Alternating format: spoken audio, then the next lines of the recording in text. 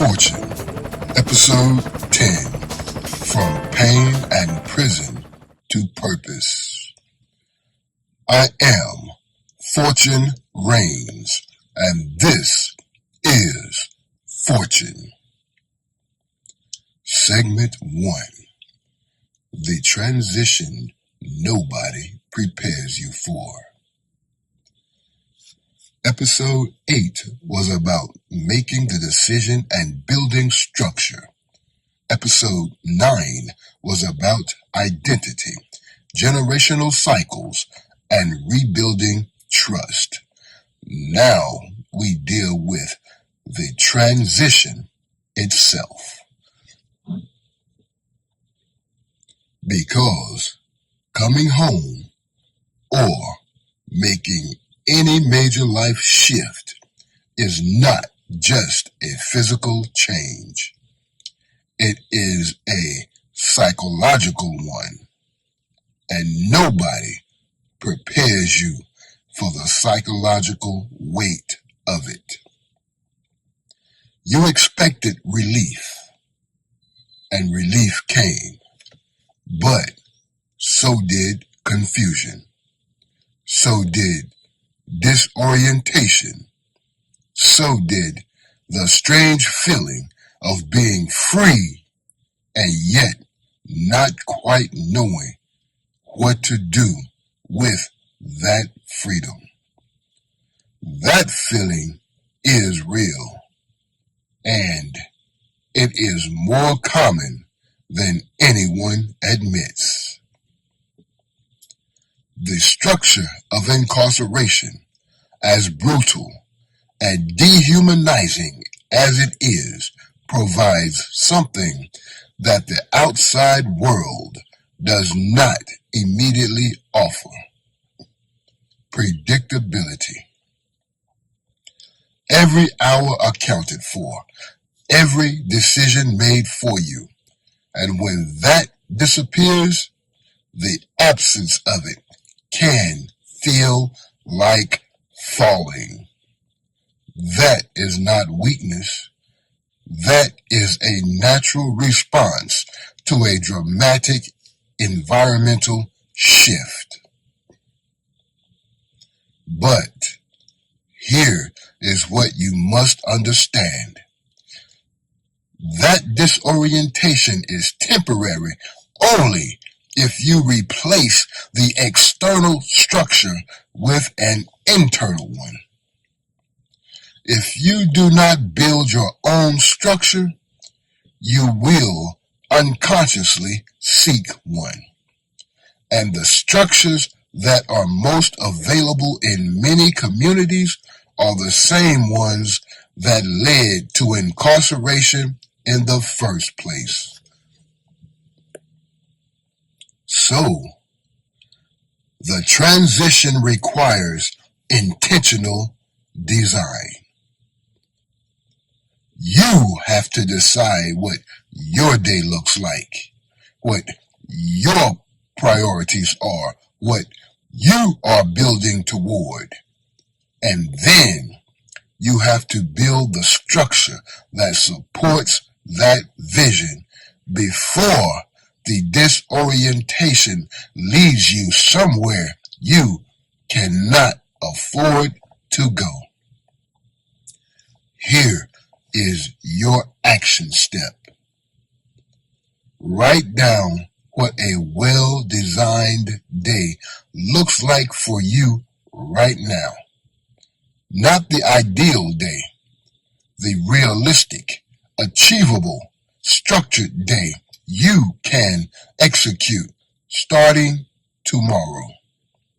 Include a time to rise, 3 focused actions, a time to reflect.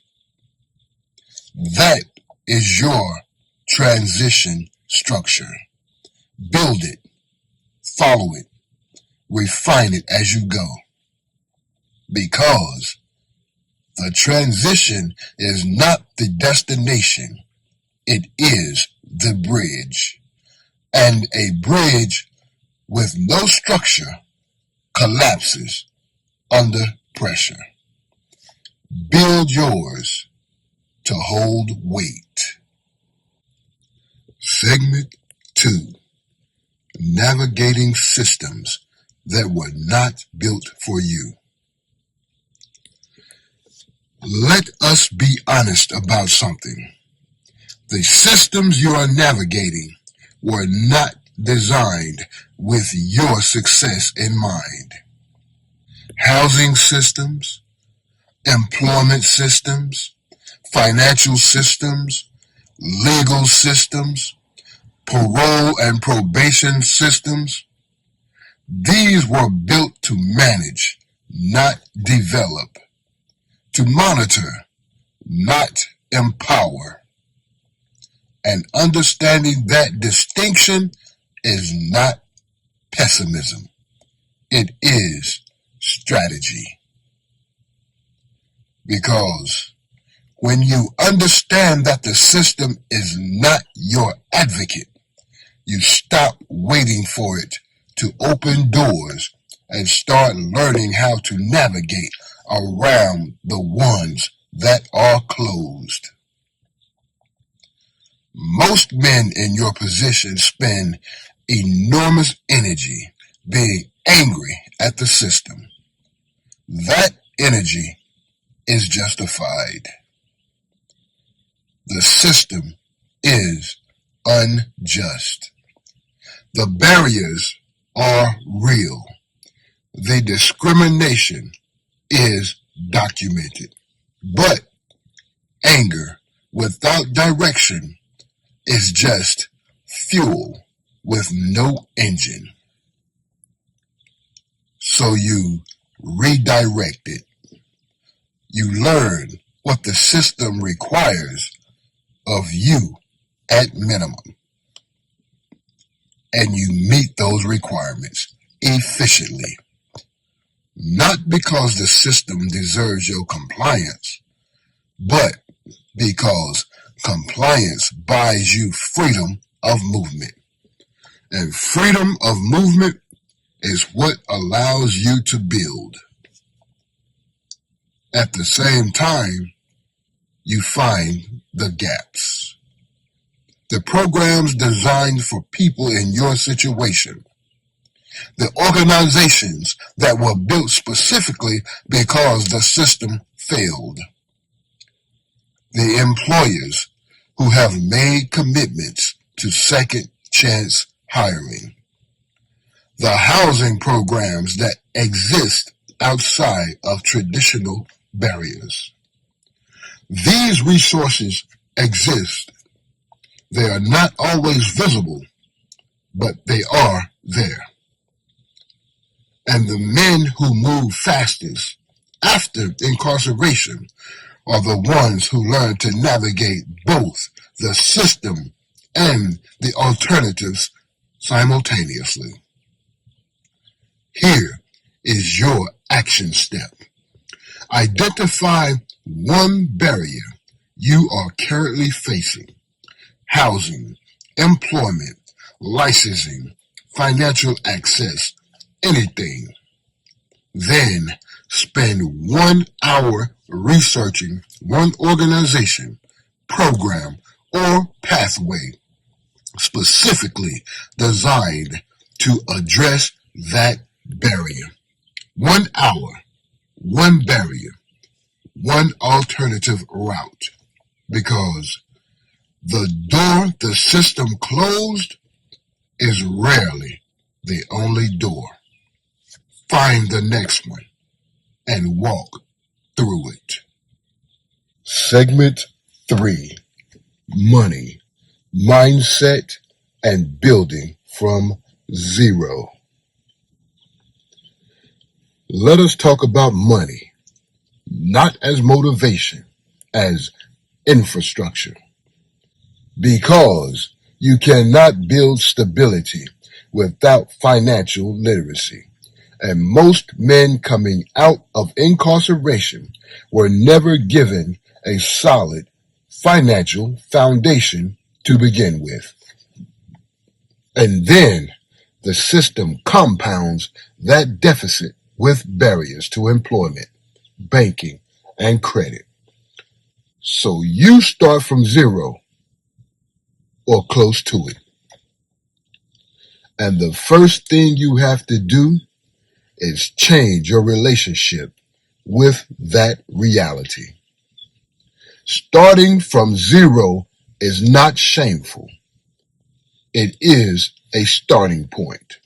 And every man who built something significant started from a point that looked insufficient. The difference between men who build and men who stay stuck is not the amount they started with. It is the discipline they applied to what they had. So you begin with 3 financial disciplines. First, you account for everything. Every dollar in, every dollar out. Not because you have a lot to manage, because the habit of accountability builds the foundation for larger management later. Second, you separate needs from wants aggressively. In this season, your resources go toward stability and building, not image, not comfort beyond necessity. Third, you identify one income stream you can begin right now with the skills and access you currently have. Not the ideal income, the immediate one.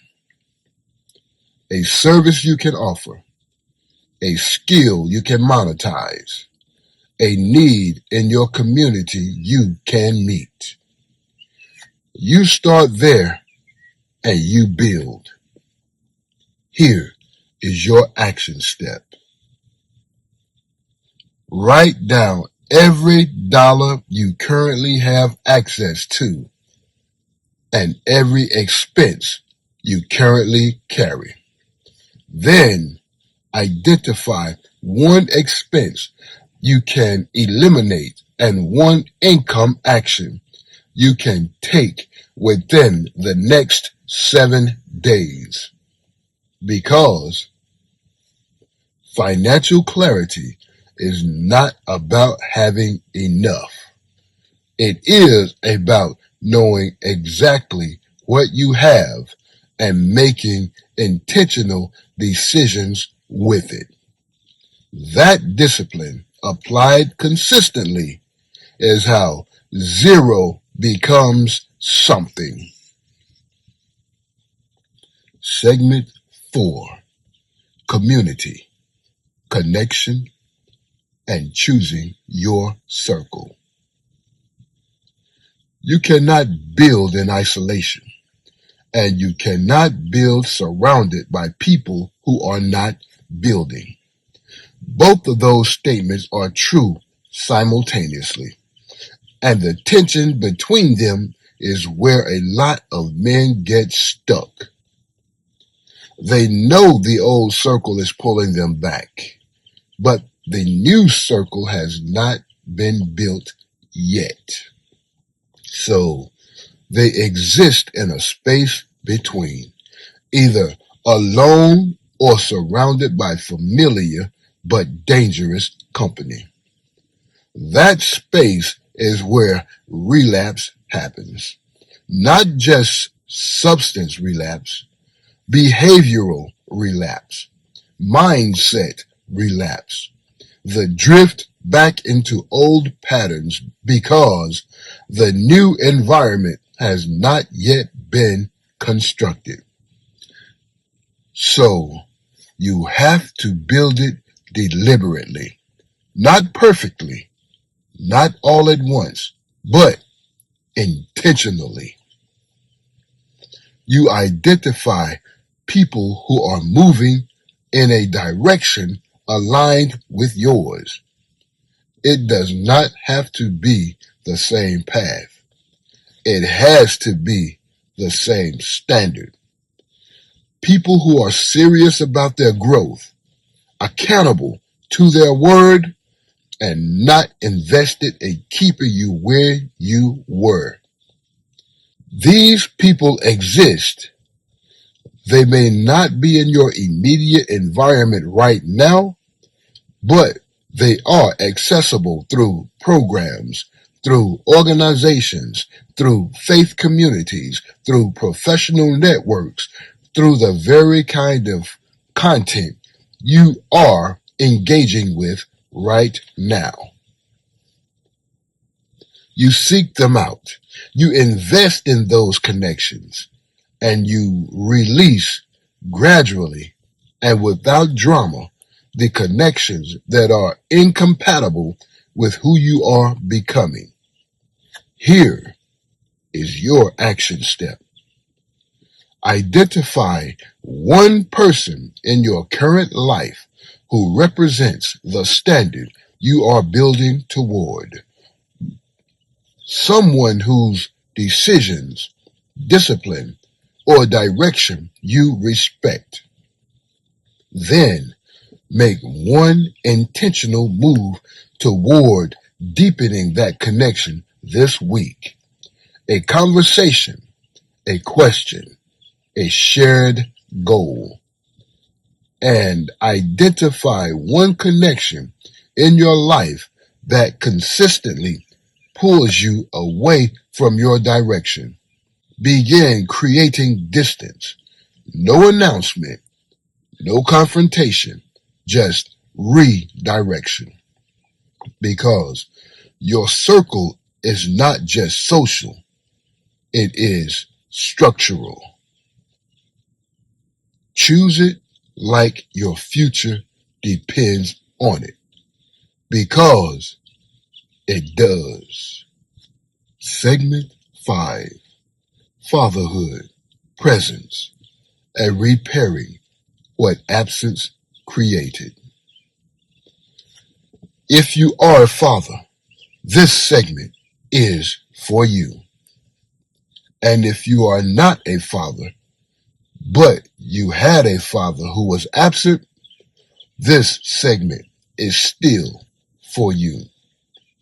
Because fatherhood, presence, and the damage of absence is one of the most significant threads running through the experience of incarceration. And it cannot be addressed with a surface level conversation. If you were absent from your children during your incarceration, that absence left something, a gap, a question they may have never asked out loud, a hurt they may have managed by building walls. You cannot undo the time that is not available to you. What is available to you is presence. Now, not perfect presence, consistent presence. Showing up is not enough on its own. You have to show up prepared to listen more than you speak, to acknowledge what they experienced rather than immediately presenting who you are now, to earn the relationship rather than claim it.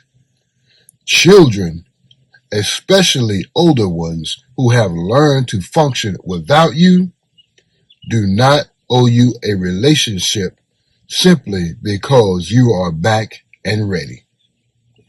That relationship is built through time, through consistency, through honoring what they feel without making their healing about your guilt. And if you had a father who was absent, that experience shaped you. It created beliefs about what men do, what fathers are, and what you deserve. Some of those beliefs may still be operating underneath your behavior without your awareness. Name them, Examine them. Choose which ones you carry forward and which ones you leave behind. Now hear this. If you are working through fatherhood, identity, or rebuilding family relationships and need direct support, visit SolomonGraves.com. That's SolomonGraves.com. SolomonGraves.com to book a one-on-one session. We will work through this together with clarity and purpose.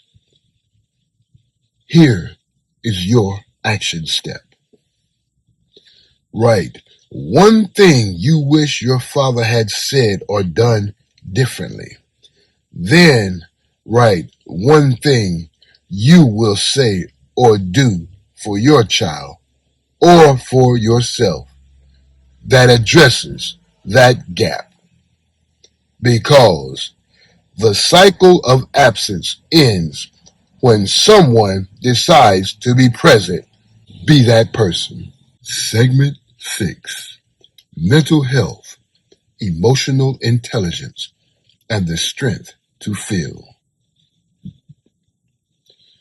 We are going to talk about mental health, not as a clinical concept, as a survival tool. Because the environments that led to incarceration and the environment of incarceration itself produce real psychological damage, trauma, hypervigilance, suppressed grief, unprocessed rage, depression masked as indifference, anxiety managed through control or aggression. And the culture most men in your position were raised in taught them one thing about all of that. Do not show it. So you learned to compress it, to carry it without acknowledgement, to perform strength while the weight of everything unaddressed built up underneath. And at some point, compressed weight either explodes or implodes. Neither is a strategy. Emotional intelligence is not about being soft. It is about being self-aware enough to understand what is driving your behavior so that you can make decisions from a place clear rather than from unprocessed pain. The man who can sit with discomfort without reacting from it is more powerful than the man who cannot feel anything at all. Feeling is not weakness. Feeling without direction is. So, you develop the skill of emotional awareness. You notice what you are feeling. You name it. You trace where it is coming from. And then you decide how to respond rather than simply reacting. That is a discipline, and it can be developed. Here is your action step. For the next 48 hours, when you feel a strong emotion, pause before responding. Name the emotion. Ask, where is it coming from?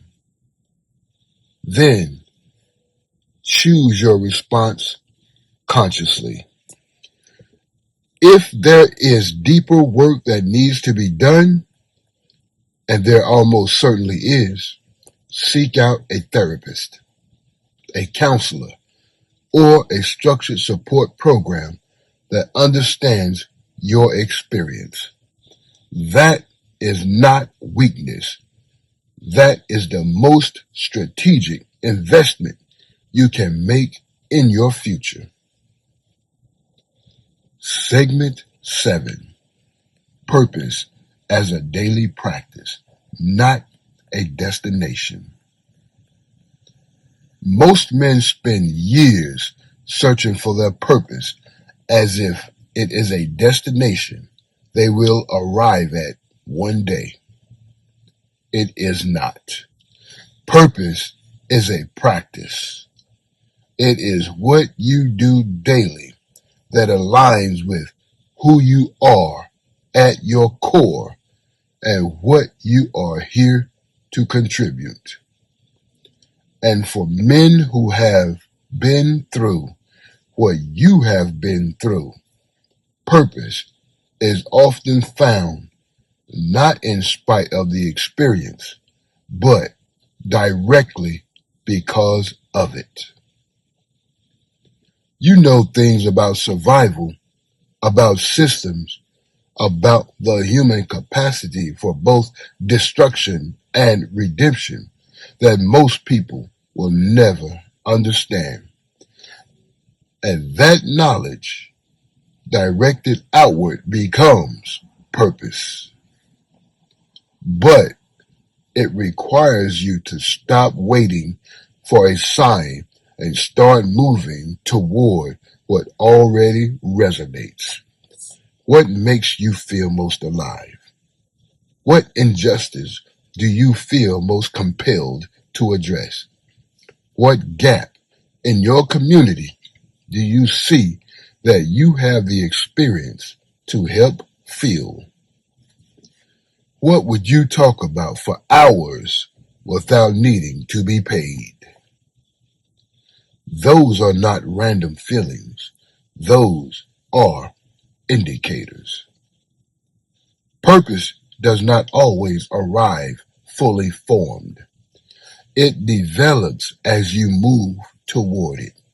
The clarity comes through action, not through waiting. And your daily practice of purpose does not have to be grand. It can be as simple as one conversation that offers someone else direction. One piece of content that speaks truth. One act of service that uses what you have lived. Practice daily. Those small acts accumulate into a body of work that reflects who you truly are. Here is your action step. Ask yourself this question and write your honest answer.